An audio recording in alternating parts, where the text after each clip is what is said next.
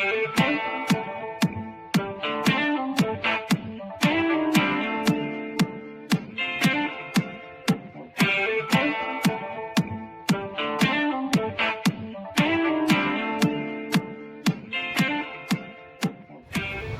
I'm up here in Colorado, and gonna be getting ready to head out of here. Haven't got a load out yet. Colorado is pretty tough to get up out of here. It's usually like that, unless you're in the major parts like Denver, which I'm about 4 hours from, and I'm more than likely gonna start boogieing that way. Deadheading there, deadheading there to Denver.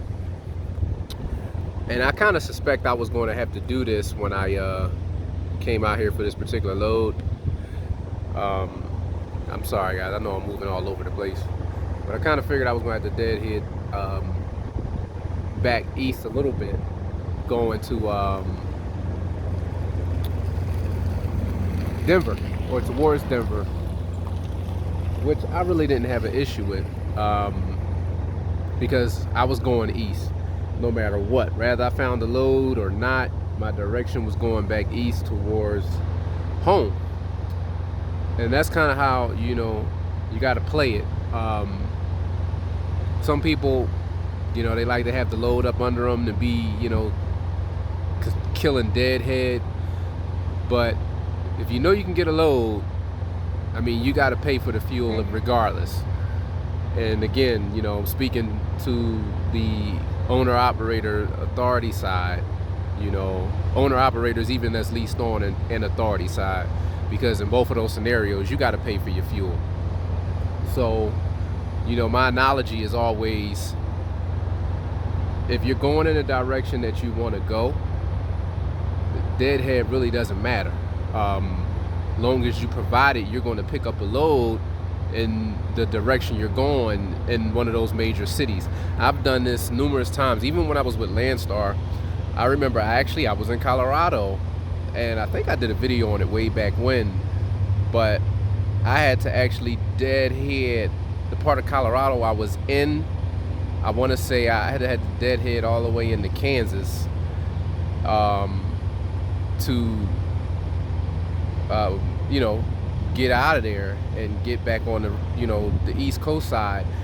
And it was 3 hours, but I was cruising, man, and I really didn't care, because I was cruising, I was going the direction I was going, and I found a load that was paying, I want to say it was like $5,000 once I got there, going back into the east side.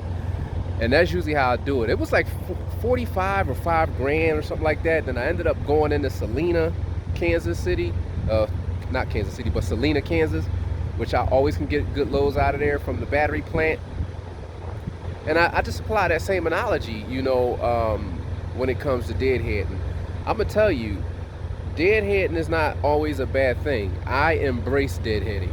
Deadheading also always provides a challenge, and it also hones your skills on knowing where you are at all times, because when you're booking and you know where you're at and where you're going, you can kind of manipulate the deadhead.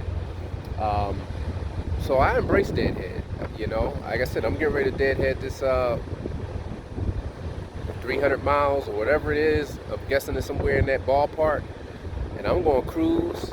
And when I get to Denver, I already looked at several loads over there. I know I can get a good load that will more than well make up for the $200 in fuel, because that's what it boils down to, $200, and my time. But I'm going that way, and that's the key part, guys. You gotta make it make sense. So roughly about $200 that I pay out of pocket, I'm going that way, and I know damn well I can find a good load out of there that'll cover that time. And I'm gonna do some sightseeing. And I gotta go to Thermo King, man. My belt popped and on my tri-pack, and that has been a nightmare, because I've been having to idle the truck the last 2 days, and you guys know it is killing me to idle my truck. yeah, that's painful. It's painful. So I gotta go to Thermo King. So I'm heading that way anyway because there is none in this area. Um, I'm going to try the belt because the belt that I put on there was not a Thermo King belt, and I'm gonna just leave it at that. I picked it up from I think I want to say Advance, and it was an emergency situation. I needed a belt. It was burning up hot, and I didn't want to run the truck, so I rolled the dice, and the belt didn't last. And I think there was the top bolt on the alternator was loose, and it was causing play because I heard it starting to squeak, and I think that was another problem. And then so it was a few little things. I think it was more so owner operator error. I'm gonna chalk it up to that. So yeah, I'm just out here enjoying this breeze, man. I seen that private jet back there. I had to go look at it, man. It was kind of pretty cool. Check that jet out. I'm chilling out here in Montrose, Colorado, up here by the Exxon gas station, where they have designated truck parking. See if you guys can see that. Man, look at that jet back there. That's sweet. So, it's a little truck parking, but they got a sign that says tractor trailer parking only, and they enforce it. It's good, man. We need that. So yeah, it's your boy Q Deezy, and I'm getting ready to jump up in this truck and go ahead and get the rolling. And I hope that you guys are staying safe out there. The week wasn't bad. I dropped that load off. It was a load of tires for Cooper tires, and we got rid of it. So I'm happy with that. Load paid good. We made good money this week, and I can't complain. You know what I'm saying? I never can complain. Because even with me spending this $200 out of pocket going back east,